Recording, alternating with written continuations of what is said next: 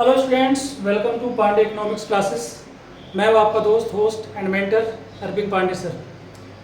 आज हम लोग स्टूडेंट इस वीडियो में बात करने वाले हैं इसमें इन्वेस्टमेंट और उसके सिग्निफिकेंस के बारे में। हम लोग इन्वेंट्री इन्वेस्टमेंट के बारे में बात करेंगे और उसके बाद लास्ट में हम लोग बात करेंगे desired inventory stock and undesired inventory stock. तो without wasting time let's come to the topic. लेकिन उससे पहले स्टूडेंट हम आपको बता दें कि ये है class 12th introductory macro economics chapter number 2, जिसमें हम लोग बात करें basic concepts of macro economics. और ये है पार्ट 9। पार्ट 9 का मतलब ये है जिससे पहले 8 पार्ट इस चैप्टर के अपलोड हो चुके हैं। अगर आप 2025 और 26 एकेडमिक ईयर और क्लास 12 के कॉमर्स के स्टूडेंट हैं तो ये वीडियो आपके लिए बहुत बेनिफिशियल होने वाला है। तो चलिए बात कर लेते हैं इन्वेस्टमेंट की। सबसे पहले चीज़ हमने लिखा है फिक्स्ड इन्वेस्टमेंट। आप कॉमर्स के स्टूडेंट हैं, इकोनॉमिक्स के स्टूडेंट हैं, आप बहुत easily comfortably you know that what is the meaning of investment. और उसमें आप ये बहुत अच्छे जानते हैं फिक्स इन्वेस्टमेंट क्या होता है। चलिए, फिक्स इन्वेस्टमेंट चलिए वो इन्वेस्टमेंट होता है जो प्रोड्यूसर वन टाइम इन्वेस्ट करते हैं और मल्टीपल ईयर तक उसका रिटर्न्स को मिलता रहता है। ठीक है, जैसे बिल्डिंग हो गया, मशीनरी हो गई, प्लांट हो गए, इक्विपमेंट हो गए, तो ये वो क्या है नॉन मूवेबल एसेट होते हैं, एक जगह फिक्स हो जाते हैं। और इन चीज़ों में जो पैसा प्रोड्यूसर लगाता है उसे कहते हैं फिक्स्ड इन्वेस्टमेंट। यहाँ पर देखिए लिखा गया है मैंने, it refers to increase in the stock of fix asset. ठीक है ना, कि अगर प्रोड्यूसर के फिक्स स्टॉक में कुछ इंक्रीज हो रहा है तो उसी को हम कहते हैं इन्वेस्टमेंट, और वो है fix investment during an accounting year. अगर एक अकाउंटिंग ईयर या फिर हम एक फिनेंशियल ईयर कह सकते हैं, अगर एक फिनेंशियल ईयर में प्रोड्यूसर के फिक्स इन्वेस्टमेंट में इंक्रीज होता है या कैपिटल फॉर्मेशन होता है उसी को हम कहते हैं फिक्स इन्वेस्टमेंट। तो इसके अलग अलग नाम है, आप फिक्स इन्वेस्टमेंट भी कह सकते हैं, आप increase in the stock of fix asset भी कह सकते हैं during an accounting year and it is also known as capital formation. Children, producer की पॉइंट ऑफ व्यू से फिक्स इन्वेस्टमेंट बहुत इंपॉर्टेंट भी है। क्यों इंपॉर्टेंट है देख सकते हैं, हमने लिखा है इसके सिग्निफिकेंस क्या क्या है। It raises production capacity of the producer. एक प्रोड्यूसर के पास जितनी ज़्यादा मशीनें होंगी प्रोडक्शन उतना ज़्यादा होगा, इकोनॉमी में एम्प्लॉयमेंट भी उतना ही ज़्यादा होगा, एम्प्लॉयमेंट इंक्रीज होगा, लोगों की इनकम इंक्रीज होगी, इनकम इंक्रीज होगी तो लोगों का स्टैंडर्ड ऑफ लिविंग भी इंक्रीज होगा, और बिकॉज ऑफ दैट रीजन वो मार्केट में डिमांड भी क्रिएट करेंगे। तो फिक्स इन्वेस्टमेंट का फर्स्ट सिग्निफिकेंस है। दूसरा क्या है, हायर लेवल ऑफ आउटपुट है ना। प्रोड्यूसर के पास जितना ज़्यादा इन्वेस्टमेंट होगा, मशीनरी होगी, प्लांट होगा, बिल्डिंग होगा, मशीनरी होगी, वो अपने आउटपुट को भी इंक्रीज कर सकता है। दूसरा क्या, इकोनॉमिक ग्रोथ। इकोनॉमिक ग्रोथ का मतलब चलिए यहाँ पर जीडीपी से भी है कि जितना ज़्यादा प्रोडक्शन होगा इकोनॉमिक ग्रोथ होगा, हमारी कंट्री की जीडीपी यानी कि नेशनल इनकम भी इंक्रीज होगी। तो ये था चलिए फिक्स इन्वेस्टमेंट। आई होप कि ये आपको बहुत अच्छे समझ में आ गया होगा, इसके सिग्निफिकेंस भी हमने आपको बता दिए। उसके बाद चलिए आता है इन्वेंट्री इन्वेस्टमेंट। इन्वेंट्री इन्वेस्टमेंट चलिए वो इन्वेस्टमेंट होता है जो प्रोड्यूसर को मेंटेन करके अपने पास रखना होता है। ये फिक्स इन्वेस्टमेंट से थोड़ा अलग होता है। ये स्टॉक होता है प्रोड्यूसर के पास जो फिनिश्ड गुड है या सेमी फिनिश्ड गुड है या फिर रॉ मटेरियल है, क्योंकि इनका स्टॉक प्रोड्यूसर को रखना बहुत जरूरी होता है ताकि वो अनइंटरप्टेड प्रोडक्शन कर सके और सप्लाई को अपनी मेंटेन कर सके। देखिए इसमें लिखा गया है, मैंने इन्वेंट्री इन्वेस्टमेंट में लिखा है it refers to increase in the stock of. अब कौन कौन से जो स्टॉक है उसमें क्या क्या इंक्रीज हो रहा है, तो वो कौन कौन से, देखो फिनिश्ड गुड्स का जो स्टॉक है अगर उसमें कुछ चेंज हो रहा है, चेंज होने का मतलब यहाँ पर डिक्रीज से नहीं चलेंगे, इंक्रीज से है। उसके बाद सेमी फिनिश्ड गुड्स हैं, उसके बाद है रॉ मटेरियल।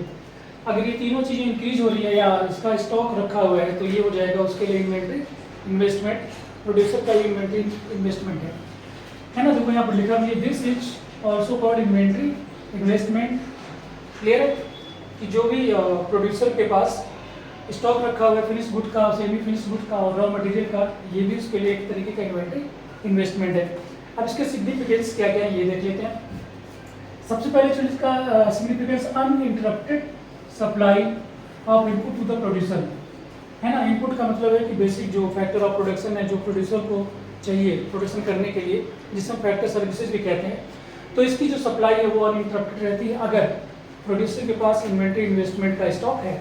दूसरा है enough stock of raw material means producer can avoid day to day purchases from the market. अब चलिए प्रोड्यूसर ऐसा तो करेगा नहीं कि रोज रोज रॉ मटेरियल लाएगा थोड़ा थोड़ा और उसके अकॉर्डिंग प्रोडक्शन करेगा, है ना। हो सकता है कि किसी पर्टिकुलर डे वो मार्केट बंद हो और उसको रॉ मटेरियल अवेलेबल ना हो, तो क्या वो प्रोडक्शन नहीं करेगा? प्रोडक्शन तो उसको तब भी करना पड़ेगा।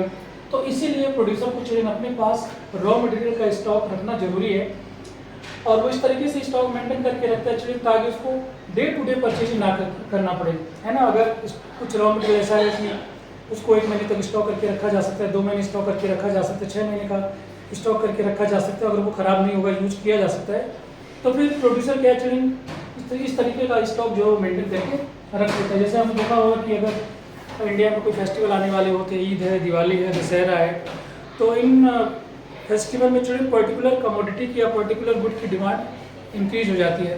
तो जो प्रोड्यूसर होते हैं, जो मैन्युफैक्चरर होते हैं, जिसमें हम आपको एक अच्छा सा एग्जांपल दे सकते हैं, जैसे दिवाली के टाइम में जो हलवाई होते हैं, जो कन्फेक्शनरी शॉप होते हैं, वो जो दिवाली से 8-10 दिन पहले से जो है मिठाइयाँ बनाना शुरू कर देते हैं, और उनका स्टॉक और इस तरीके का जो स्टॉक रॉ मटेरियल का स्टॉक है और फिनिश गुड का जो स्टॉक है, इस तरीके का स्टॉक मेंटेन करके रख लेते ताकि अगर डिमांड ज़्यादा भी हो जाए तो उसके अकॉर्डिंग वो मैन्युफैक्चर करके और अपनी सप्लाई को फुलफिल कर सके, ठीक है। तो डे टू डे उसको परचेज नहीं करना पड़ता, क्योंकि डे टू डे में चलिए इंटरप्टेड हो सकता है, सामान महंगा भी मिल सकता है, सामान मिल भी नहीं सकता है, रॉ मटेरियल की अवेलेबिलिटी हो सकती है, अनअवेलेबिलिटी हो सकती है, उसका प्राइस भी इंक्रीज हो सकता है, तो इससे प्रोड्यूसर को लॉस हो सकता है।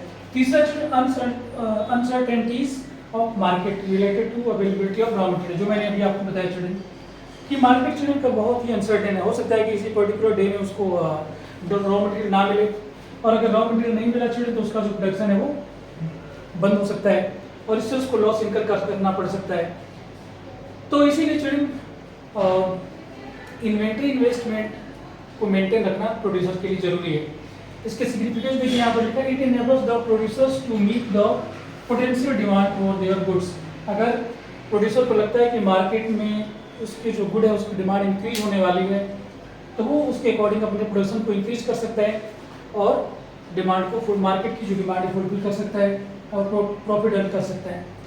इसके बाद चलिए दो और इन्वेंट्री स्टॉक है, एक हो गया डिजायर्ड इन्वेंट्री स्टॉक और दूसरा हो गया अनडिजायर्ड इन्वेंट्री स्टॉक। तो डिजायर्ड में तो चलिए ये है कि ये प्रोड्यूसर की मर्जी है, प्रोड्यूसर ने जानबूझकर मार्केट कंडीशन के अकॉर्डिंग या ये कह सकते हैं मार्केट कंडीशन को कंसिडर करके उसने ये स्टॉक मेंटेन कर रखा है।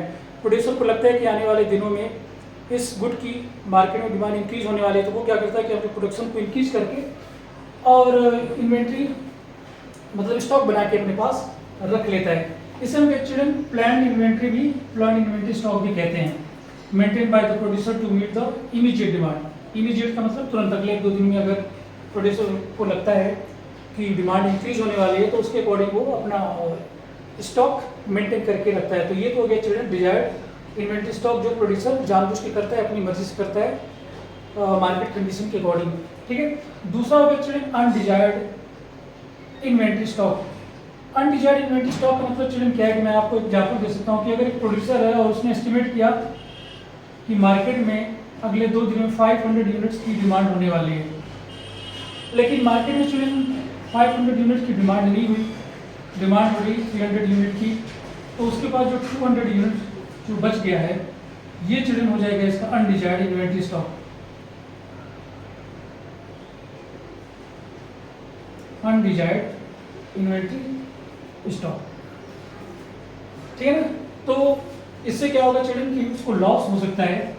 उसने सोचा तो ये था कि 500 यूनिट की डिमांड होने वाली है और उसके अकॉर्डिंग उसने अपने स्टॉक को मेंटेन कर लिया, लेकिन डिमांड में केवल 300 की, जो 200 का जो स्टॉक बच गया चिल्ड्रन ये प्रोड्यूसर की मर्जी नहीं थी, प्रोड्यूसर का ये प्लान नहीं था, ये अनप्लान था, वो नहीं चाह रहा था कि ऐसा स्टॉक बचे, लेकिन वो बच गया, इसीलिए इसको चिल्ड्रन अनप्लान इन्वेंट्री स्टॉक भी कहा जाता है। तो डिजायर्ड इन्वेंट्री स्टॉक को चिल्ड्रन प्लान इन्वेंट्री स्टॉक कहते हैं और अनडिजायर्ड इन्वेंट्री स्टॉक को अनप्लान इन्वेंट्री स्टॉक कहते हैं। तो चिल्ड्रन ये था छोटा सा वीडियो जिसमें हमने फिक्स इन्वेस्टमेंट, उसके सिग्निफिकेंस, इन्वेंट्री इन्वेस्टमेंट, उसके सिग्निफिकेंस, और हमने डिजायर्ड इन्वेंट्री स्टॉक और अनडिजायर्ड इन्वेंट्री स्टॉक के बारे में बात की। आई होप कि और पॉइंट्स आपको अच्छे समझ में आ गए हैं।